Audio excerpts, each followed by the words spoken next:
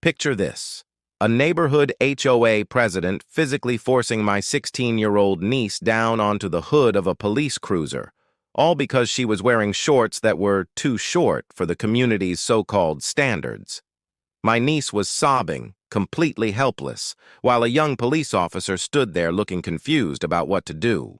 What this power-obsessed woman had no clue about was that our city's mayor was sitting in his vehicle right behind them, watching the entire scene unfold. Before I share the complete story with you, I'd love to know, what country are you watching from? Drop a comment below. And don't forget to hit that subscribe button for more incredible stories like this one.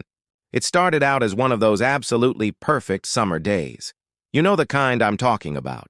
When the sunshine feels just right on your skin, when cold lemonade tastes better than ever, and when all your troubles seem to disappear like a popsicle melting on hot concrete. My niece Maya had just celebrated her 16th birthday 3 weeks earlier, and she was spending her summer vacation at my place in the Maple Ridge community.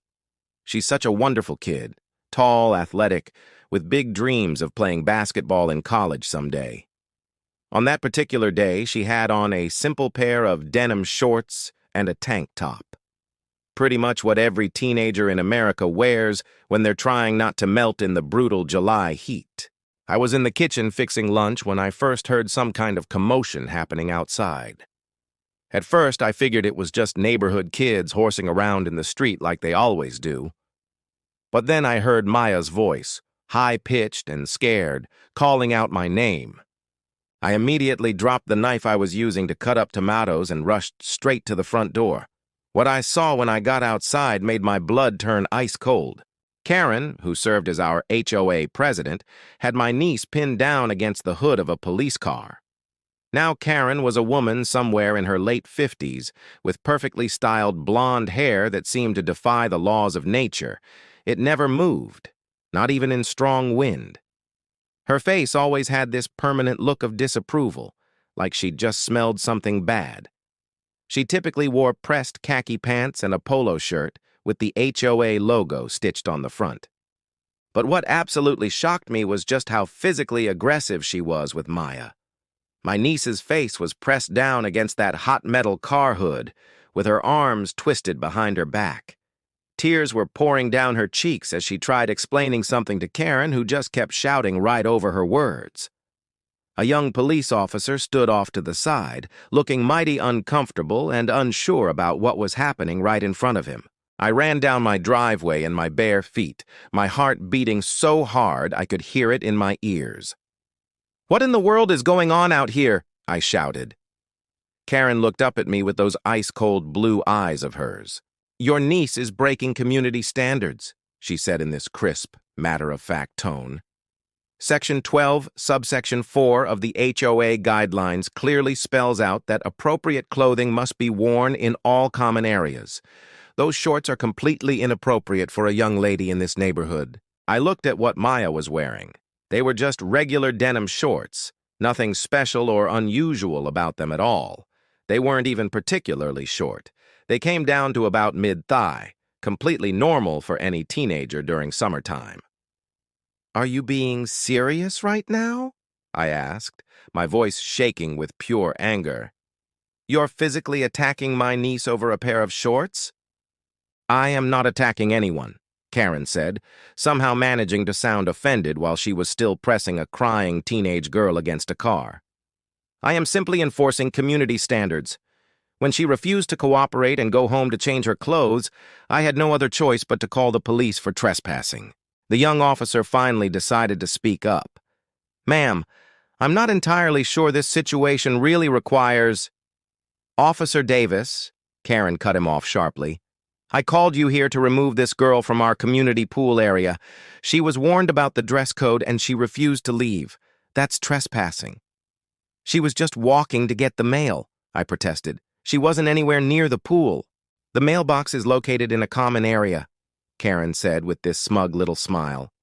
"Therefore, the dress code applies."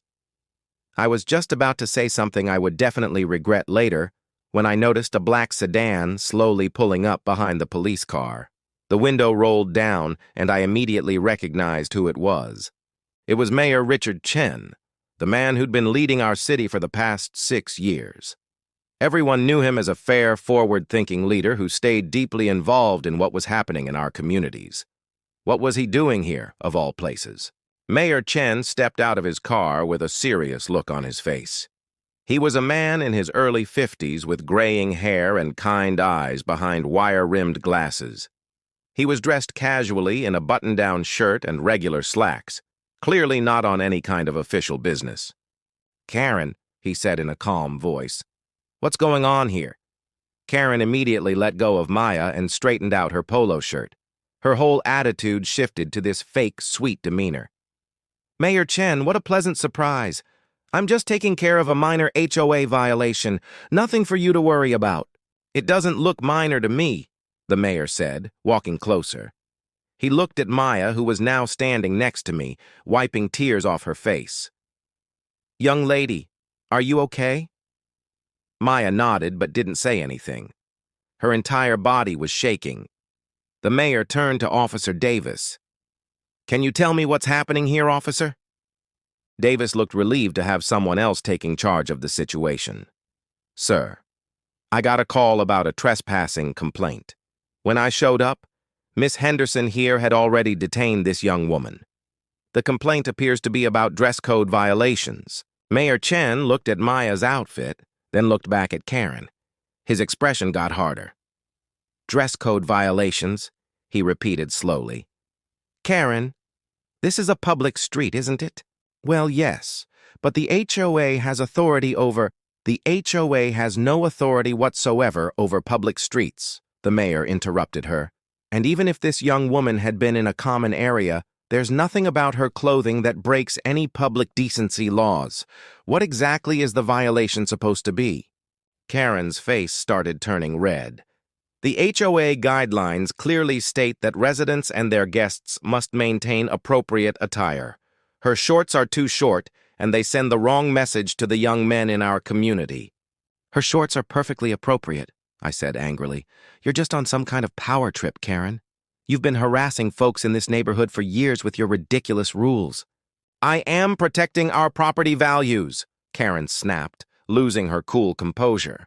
"If we allow people to dress like that, walking around like they're at some kind of beach party, it creates an atmosphere of decline. Next thing you know, we'll have graffiti everywhere and crime." The mayor held up his hand. "Let me make absolutely sure I understand this correctly. You physically detained a teenage girl because you didn't approve of her shorts, and you called the police to arrest her for trespassing on a public street?" "The mailboxes are HOA property," Karen insisted. "The mailboxes are actually federal property," Mayor Chen corrected her. "And this young woman has every right to collect her mail regardless of what she's wearing, as long as she's not breaking public indecency laws, which she clearly is not." I watched as Karen's confident expression started falling apart. She obviously hadn't expected the mayor to show up, and she definitely hadn't expected him to take a stand against her. "With all due respect, Mayor Chen, the HOA board voted on these dress code standards. We have the authority to enforce them," Karen said, trying to take back control of the situation. "Actually, you don't," the mayor said. He pulled out his phone and started scrolling through something. "I took the liberty of reviewing your HOA's governing documents on my drive over here. Yes, I received several complaints about your behavior today, Karen. Multiple neighbors called my office. Your dress code policy, the way it's written, violates both state housing discrimination laws and city ordinances about personal freedom." Karen's mouth opened and closed like a fish gasping for air.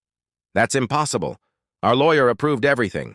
"Then you need to find yourself a new lawyer," the mayor said bluntly. "You cannot enforce vague, subjective standards like appropriate attire without clear, objective criteria. And even if you could, you certainly cannot physically detain someone, especially a minor, for violating HOA rules. That's called assault, Karen. It's a crime." Officer Davis nodded in agreement. "He's absolutely right, ma'am. What you did could be considered assault and battery, possibly even false imprisonment." Karen's face went from bright red to completely white. "I was just trying to maintain standards. This neighborhood used to mean something. We used to take pride here. Pride doesn't mean controlling what teenage girls wear, I said, putting my arm around Maya, who was still trembling. Pride means treating people with respect and kindness. The mayor looked at Maya gently. Would you like to press charges against Miss Henderson? You would be well within your rights to do so. Maya looked up at me, uncertain. I squeezed her shoulder. It's completely your choice, sweetheart. Whatever you decide, I'll support you 100%. Maya took a deep breath and looked directly at Karen. For just a moment, I saw anger flash in her eyes, but then something softened. I just want her to leave me alone, she said quietly. I don't want to press charges. I just want this whole thing to be over. The mayor nodded. That's very mature of you. He turned to Karen. You're lucky this young woman has more grace than you deserve. However, this incident will be reported to the HOA board and to the city attorney's office. We'll be reviewing all of your HOA's policies for legal compliance. You can't do that, Karen protested weakly. Actually, I can, the mayor said.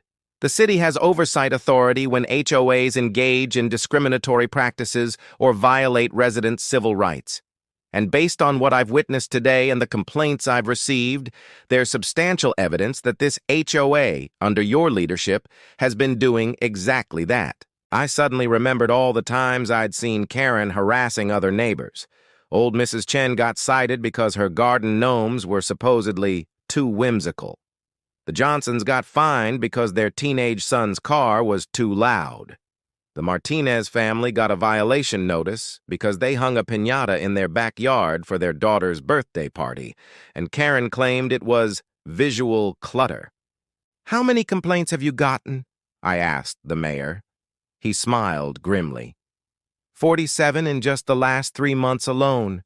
But most people were too scared to take action because Karen here has a habit of getting revenge with fines and violation notices.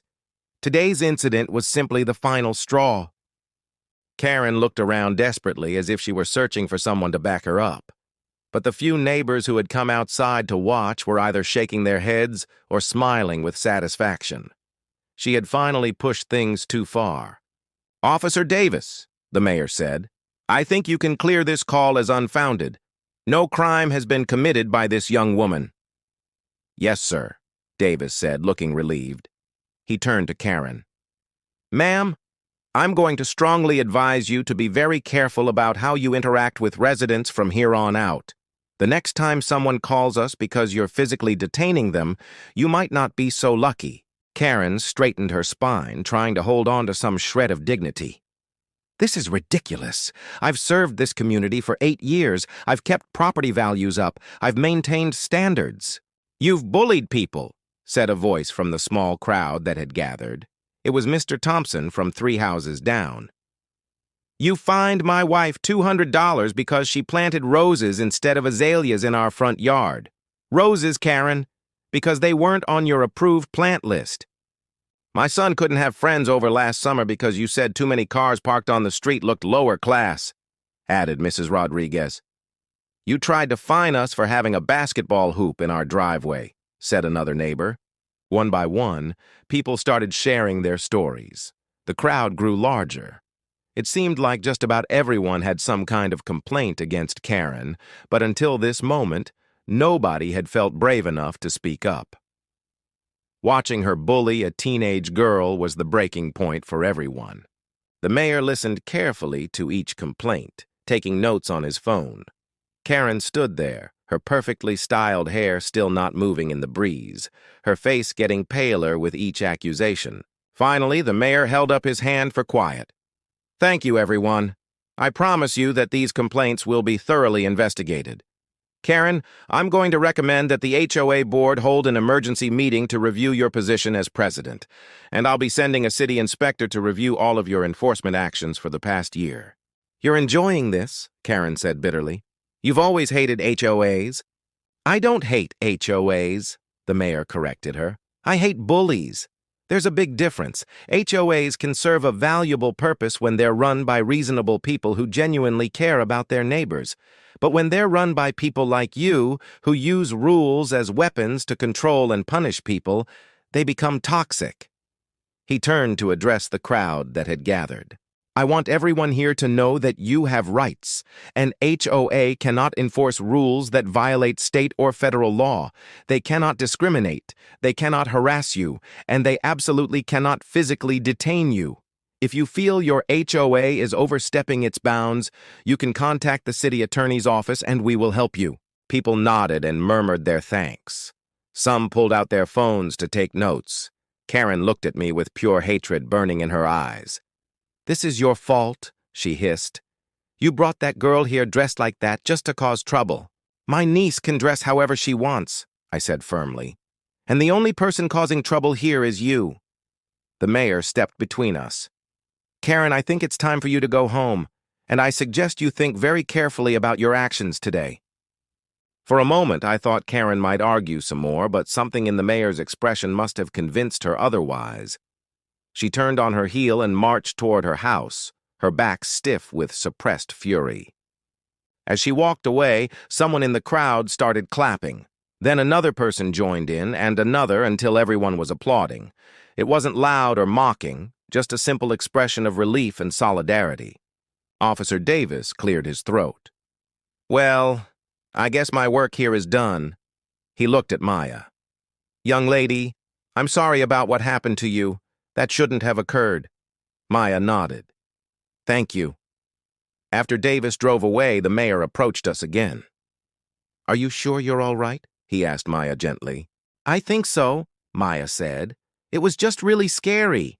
I was just going to check if our package had arrived, and she came out of nowhere yelling at me about my shorts. When I tried to explain that I was just getting the mail, she grabbed my arm. I pulled away, and that's when she called the cops and said I was being aggressive with her." The mayor's jaw tightened. "That's completely unacceptable. I want you to know that what happened to you was wrong, and it was not your fault. You have every right to walk in your own neighborhood wearing whatever you want, as long as it's legal and appropriate, which your clothing absolutely was." "Why were you here?" I asked the mayor. "I mean, I'm grateful, but it seems like pretty amazing timing." He smiled. "I was actually visiting my mother. She lives 2 streets over. She called me when she saw what was happening and thought I should know. She's been complaining about Karen for months now." "Your mother lives here?" I asked, surprised. "For 15 years, he said. "Karen once tried to fine her for having her blinds open past 9 p.m. Said it was visual pollution. My mother told her exactly where she could stick her fine." Despite everything that had happened, I laughed. Maya even cracked a small smile. "Listen," the mayor said, his tone becoming more serious. "I meant what I said about investigating this HOA. Would you both be willing to give formal statements about what happened today?" I looked at Maya. She hesitated for a moment, then nodded. "If it'll help stop her from doing this to someone else, then yes. It will," the mayor assured her. "And I promise you, there will be real consequences this time." Over the next few weeks, things changed rapidly in the Maple Ridge community. The mayor's office launched a complete investigation into the HOA's practices. It turned out that Karen had been stealing HOA funds for years, using violation fines to line her own pockets. She had also been selectively enforcing rules, giving her friends a free pass while hammering everyone else with citations. The HOA board held an emergency meeting and voted unanimously to remove Karen as president. They also voted to repeal nearly all of the dress code policies and dozens of other absurd rules that Karen had pushed through during her time in charge. Karen tried to fight back, hiring a lawyer and threatening to sue everyone involved. But once the evidence of her financial misconduct came to light, her lawyer quietly withdrew from the case. Criminal charges were filed, and Karen eventually accepted a plea deal that included paying back the money and doing community service. The neighborhood felt completely different after that. People started being friendlier to each other. Parents let their kids play outside without worrying about getting violation notices. Neighbors planted the flowers they actually wanted instead of what was on some approved list. The Martinez family threw another birthday party, this time with 3 piñatas. Maya stayed with me for the rest of the summer. She made friends with several kids in the neighborhood, and they spent long afternoons at the pool wearing whatever shorts they wanted.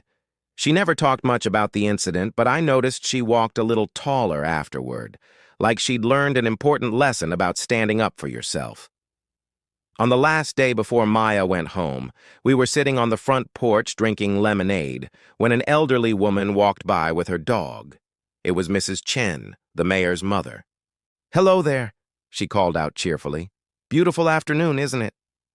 "It really is," I agreed. She walked up to our porch, her small terrier wagging its tail enthusiastically. "You must be Maya," she said. "My son told me all about what happened. I'm so sorry you had to go through that." "It's okay," Maya said. "It ended up all right." "More than all right," Mrs. Chen said with a wink. "You helped free this whole neighborhood from a tyrant. We should throw you a parade." Maya blushed. "I didn't really do anything." "You stood up to a bully," Mrs. Chen said. "That's something. And you were brave enough to let the mayor help you. A lot of people would have just gone home and tried to forget it happened." "I thought about it," Maya admitted. "But my aunt told me that staying silent just lets bullies keep on bullying." I felt a surge of pride hearing that. "Did you really listen to that?" I asked. "Of course," Maya said, smiling at me. "You're pretty smart for an old person." "Old?" I protested, but I was laughing. Mrs. Chen chuckled. "Well, I'll let you two enjoy your afternoon. Oh, and Maya, those are very nice shorts. Perfect for summer." After she left, Maya turned to me with a thoughtful look. "Do you think Karen learned anything from all this?" I thought about it for a moment. Honestly, probably not. People like Karen rarely change. They're so convinced they're right that they can't see how wrong they are. But that's okay. The important thing is that she can't hurt anyone anymore. "I felt sorry for her at the end," Maya said quietly. "When everyone was listing all the things she'd done, she looked so small and sad." "That's because you're a good person," I told her. "It's okay to feel sympathy for people even when they've done wrong. But sympathy doesn't mean you should accept their behavior or let them continue hurting people." Maya nodded thoughtfully. "I'm glad the mayor was there. I don't know what would have happened if he hadn't shown up." "Nothing good," I admitted. "But he did show up. Sometimes the universe sends help exactly when you need it. Or sometimes old ladies call their sons who happen to be the mayor," Maya said with a grin. "That too," I agreed. We sat in comfortable silence for a while, watching the neighborhood go about its evening routine. Kids rode bikes down the street without worrying about being too loud. Someone was grilling burgers and the delicious smell drifted on the breeze.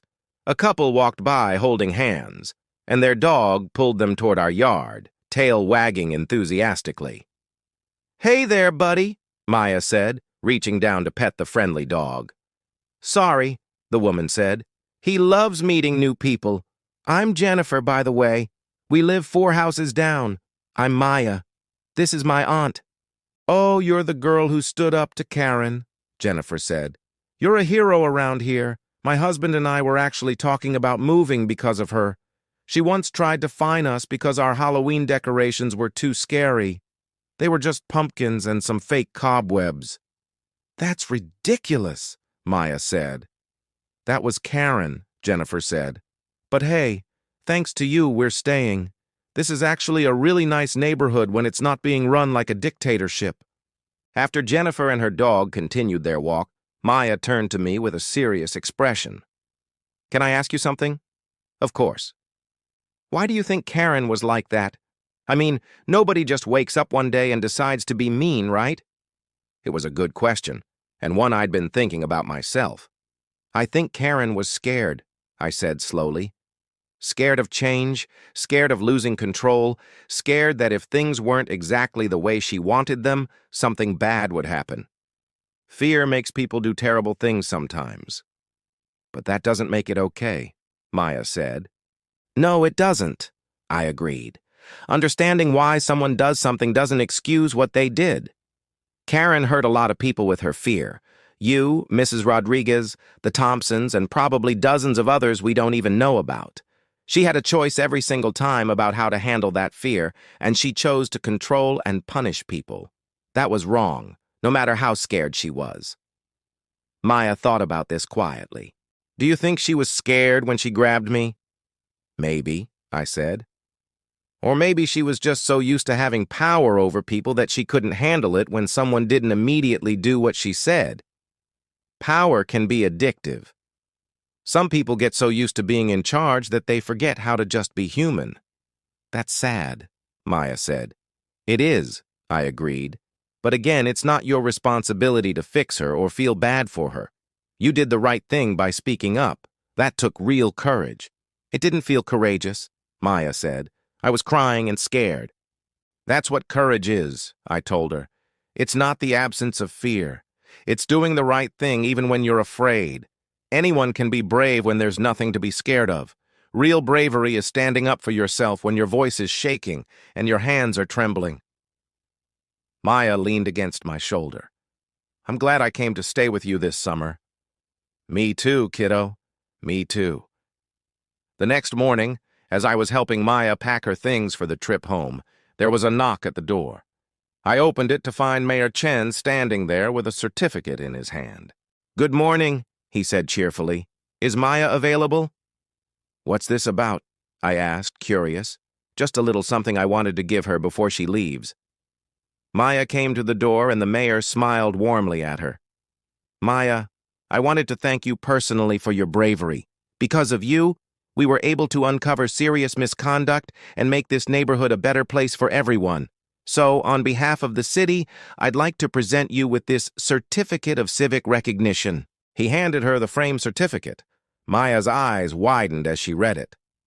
Certificate of Civic Recognition awarded to Maya Johnson for extraordinary courage and civic responsibility in standing up against injustice and helping to improve her community. I can't accept this, Maya said, looking overwhelmed. I didn't really do anything special. Yes, you did, the mayor said firmly.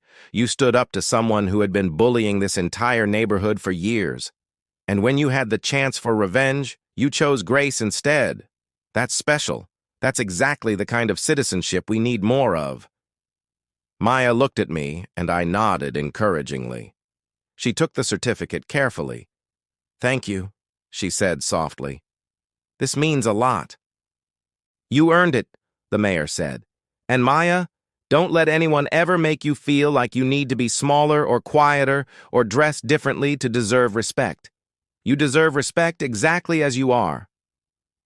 After the mayor left, Maya hung the certificate in my living room. Is it okay if I leave it here? She asked. So I can see it when I visit? Of course, I said. It'll be here waiting for you.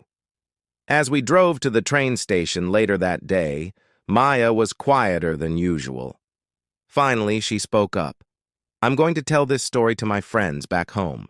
You should, I encouraged her. Not to brag or anything, she clarified, but because I think other kids need to know that adults don't always get to tell you what to do just because they're adults, and that there are good adults out there who will help you when bad adults try to hurt you. That's exactly right, I said.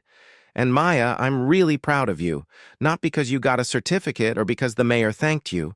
I'm proud because when someone tried to make you feel small and ashamed, you refused to accept it. You knew you hadn't done anything wrong, and you stood by that truth even when it was hard. I almost gave in, Maya admitted. When she first grabbed me, I almost just said I'd go home and change. It would have been easier. But you didn't, I said. You chose the harder path because it was the right path. That's integrity, kiddo. Hold on to that. The world will try to convince you to take the easy path 1,000 times in your life. But the people who make a difference are the ones who choose what's right over what's easy. At the train station, as Maya hugged me goodbye, she whispered, Thank you for teaching me that. You already knew it, I said. I just helped you see it. I watched her train pull away, and I thought about everything that had happened over the summer. A teenage girl in shorts had somehow managed to do what dozens of adults couldn't. She had stood up to a tyrant and won, not through violence or revenge, but through simple, honest resistance to injustice. The certificate still hangs on my wall to this day. Every time I look at it, I remember that afternoon and the lesson it taught all of us. Power isn't always held by the people with the loudest voices or the biggest titles. Sometimes power belongs to a 16-year-old girl brave enough to say no when an adult tells her she's not good enough as she is. And sometimes justice comes from unexpected places, like a mayor who happened to be visiting his mother, or neighbors who finally found their voices, or a young woman who chose grace over vengeance. Karen eventually moved away from Maple Ridge. The new HOA president is a retired teacher named Mr. Williams, who believes in common sense over rigid rules. The neighborhood has never been happier. And Maya? She comes to visit me every summer. She always brings her basketball and her favorite shorts, and she walks to that mailbox every single day without fear, because she knows now what every person should know. She has the right to exist in the world exactly as she is, and no one, no matter how powerful they think they are, can take that away from her. That's the real story. Not about an HOA president who lost her power, but about a young woman who found hers. And about a community that remembered that we're all responsible for each other, that we all have a duty to speak up when we see injustice, and that sometimes the smallest act of resistance can change everything. The shorts were just shorts, but what they represented, freedom, dignity, the right to be yourself without apology, that was everything. And on that hot summer day when a bully tried to take those things away from a teenage girl, the world pushed back. The mayor showed up, the neighbors found their voices, and justice, for once, prevailed. Sometimes that's all it takes. One person refusing to back down. One person saying, "This isn't right." One person being brave enough to cry and still stand their ground. Maya was that person, and because of her, an entire neighborhood learned to be brave too. 3 years have passed since that summer day, and the ripples from that single moment continue to spread outward in ways none of us could have predicted. Maya is now 19 years old, a sophomore in college on a full basketball scholarship, studying social justice and community organizing.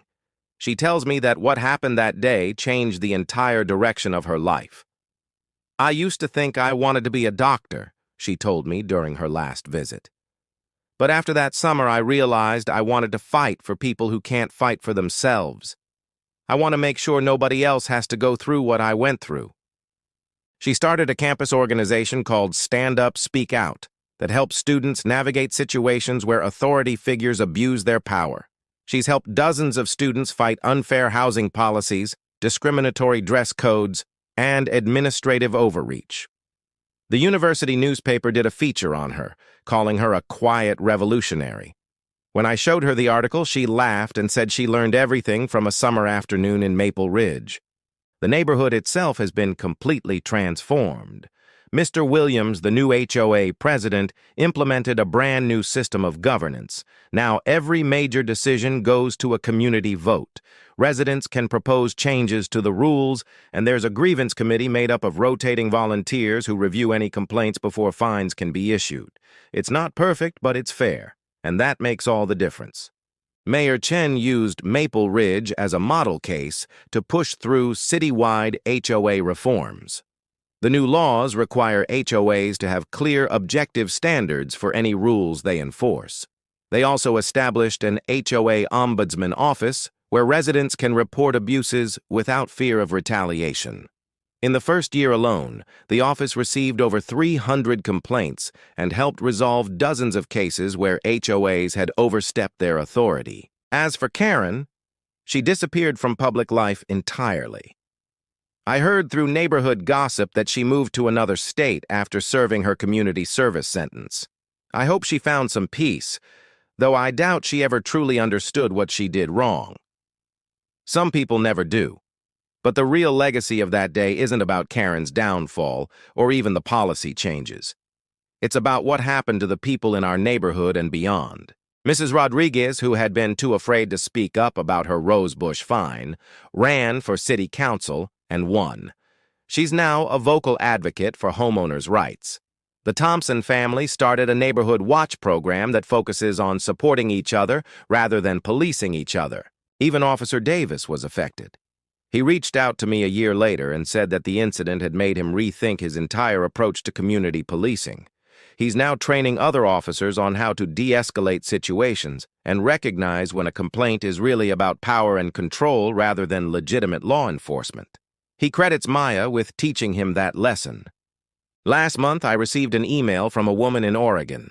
She had read about the Maple Ridge story online and wanted to thank Maya. Her daughter had been bullied by a school administrator over her natural hair, and after reading about Maya's experience, the girl found the courage to report it. The administrator was reprimanded, the school changed its discriminatory grooming policies, and the girl is thriving now.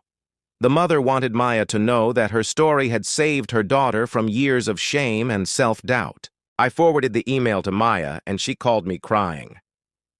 "I can't believe my story helped someone I've never even met," she said through tears. "Someone on the other side of the country." "That's how change works," I told her. "You never know who's watching, who's listening, who needs to see someone else be brave so they can find their own courage." The truth is, we're all connected in ways we rarely acknowledge. Every act of courage, every moment of standing up against injustice, every time someone says, "No, this isn't right," those moments ripple outward. They touch lives we'll never know about, inspire people we'll never meet, and create changes we'll never directly see. Maya's moment happened to be witnessed by a mayor and amplified by media coverage. But countless other moments happen in silence, in private, with no witnesses except the people involved.